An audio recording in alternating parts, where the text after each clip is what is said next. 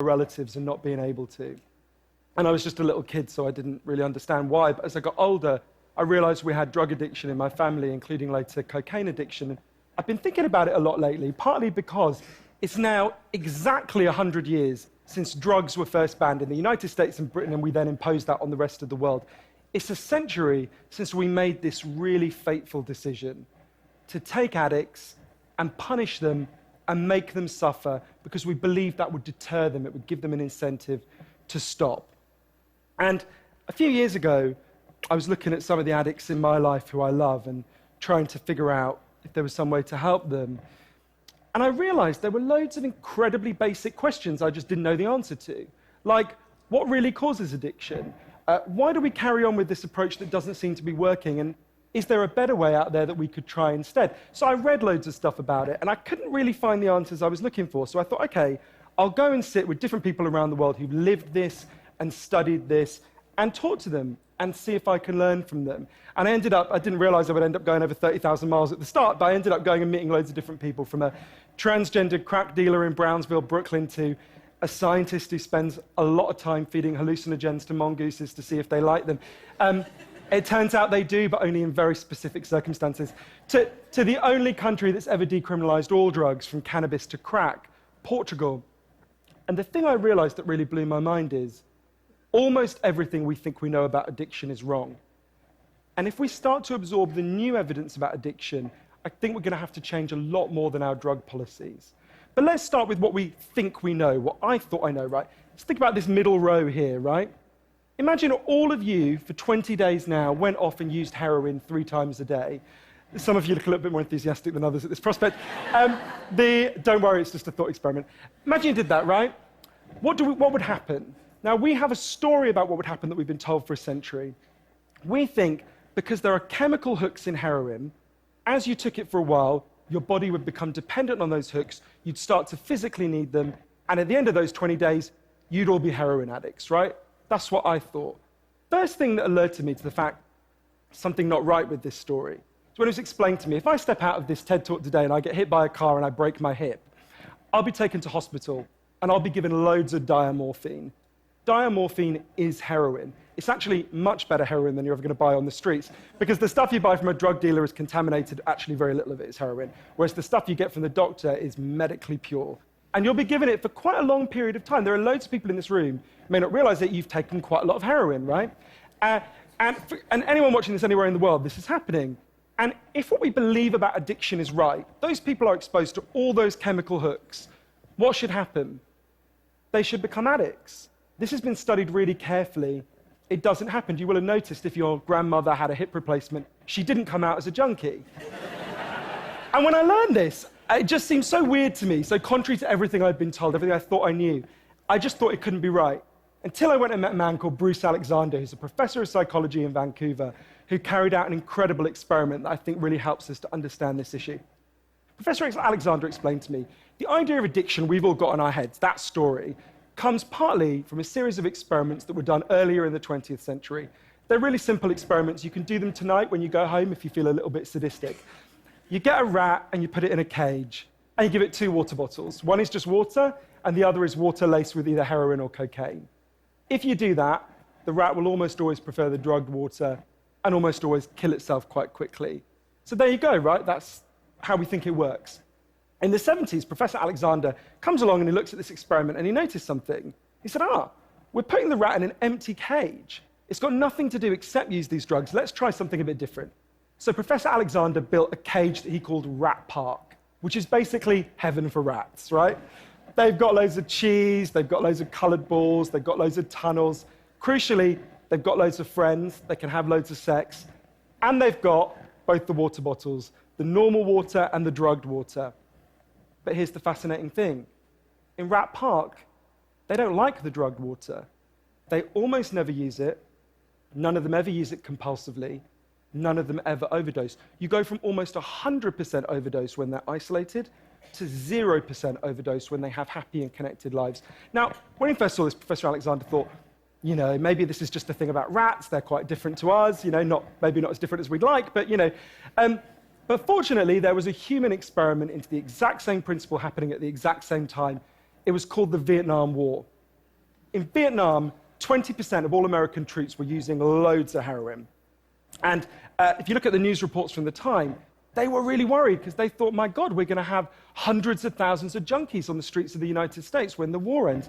It made total sense. Now, those soldiers who were using loads of heroin were followed home. The Archives of General Psychiatry did a really detailed study, and what happened to them? It turns out they didn't go to rehab. They didn't go into withdrawal. 95% of them just stopped. Now, if you believe the story about chemical hooks, that makes absolutely no sense. But Professor Alexander began to think there might be a different story about addiction. He said, what if addiction isn't about your chemical hooks? What if addiction is about your cage? What if addiction is an adaptation to your environment? Looking at this, there was another professor called Peter Cohen in the Netherlands who said, maybe we shouldn't even call it addiction. Maybe we should call it bonding. Human beings have a natural and innate need to bond.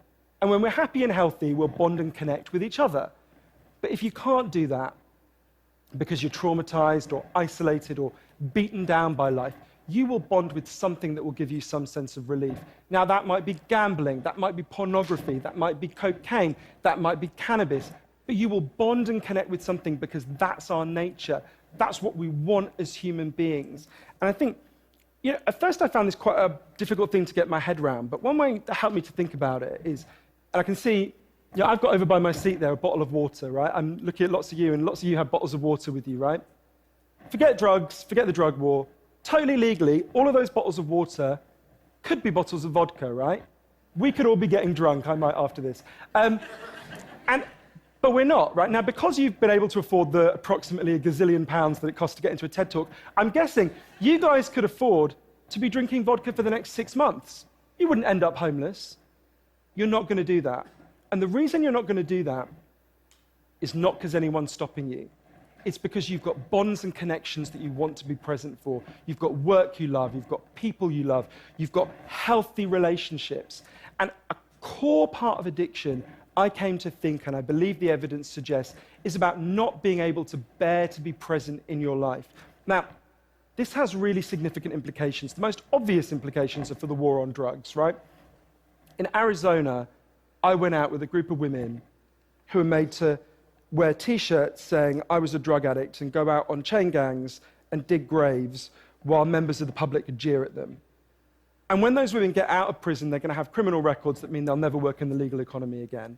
Now, that's a very extreme example, obviously, in the case of the chain gang, but actually almost everywhere in the world we treat addicts to some degree like that. We punish them, we shame them, we give them criminal records, we put barriers between them reconnecting.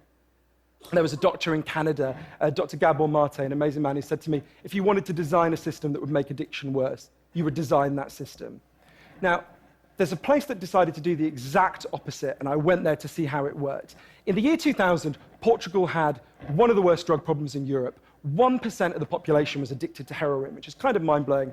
And every year, they tried the American way more and more. They punished people and stigmatized them and shamed them more. And every year, the problem got worse. And one day, the Prime Minister and the leader of the opposition got together and basically said, look, we can't go on with a country where we're having ever more people becoming heroin addicts. Let's set up a panel of scientists and doctors to figure out what would genuinely solve the problem. And they set up a panel led by an amazing man called Dr. João Goulão to look at all this new evidence. And they came back and they said, decriminalize all drugs, from cannabis to crack.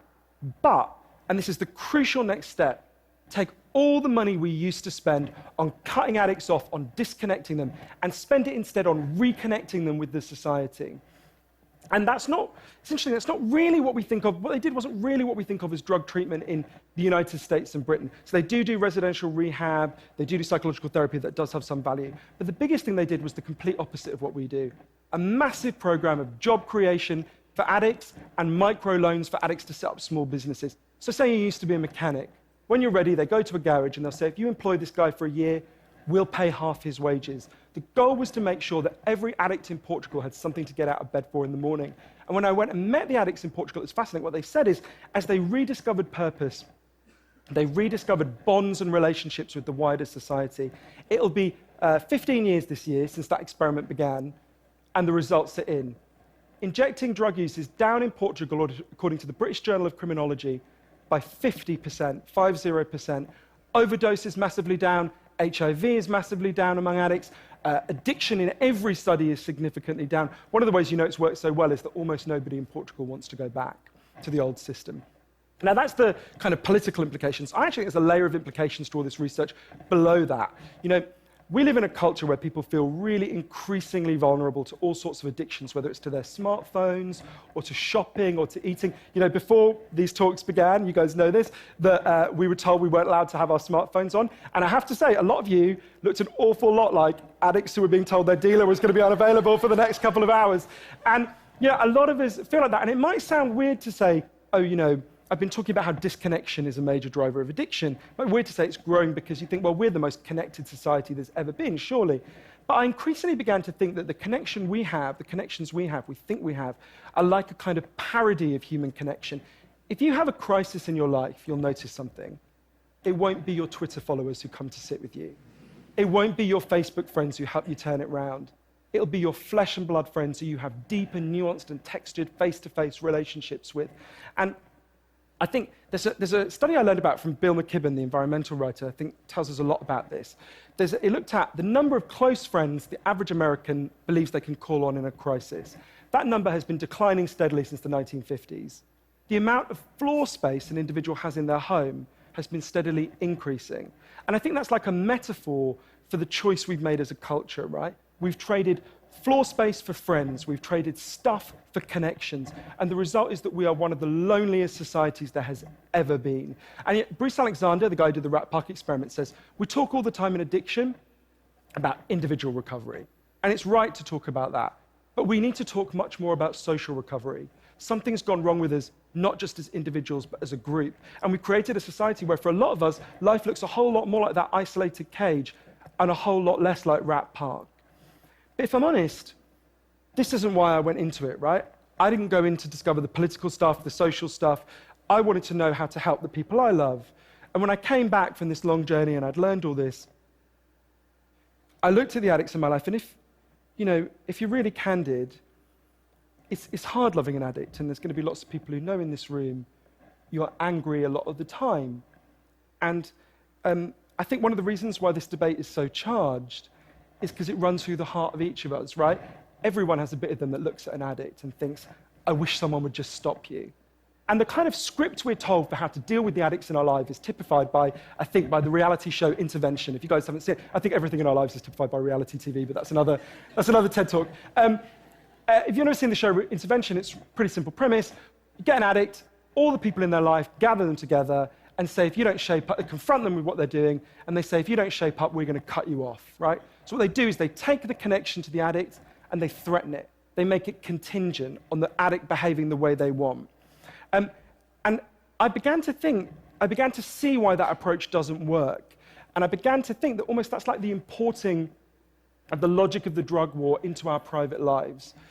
So I was thinking, well, how can I be Portuguese, right? And what I try to do now, and I can't tell you I do it consistently, and I can't tell you it's easy, is to say to the addicts in my life that I want to deepen the connection with them, to say to them, I love you whether you're using or you're not. I love you whatever state you're in, and if you need me, I'll come and sit with you because I love you and I don't want you to be alone or to feel alone. And I think the core of that message, you're not alone, we love you, has to be at every level of how we respond to addicts, socially, politically, and individually. For 100 years now, we've been singing war songs about addicts. I think all along we should have been singing love songs to them, because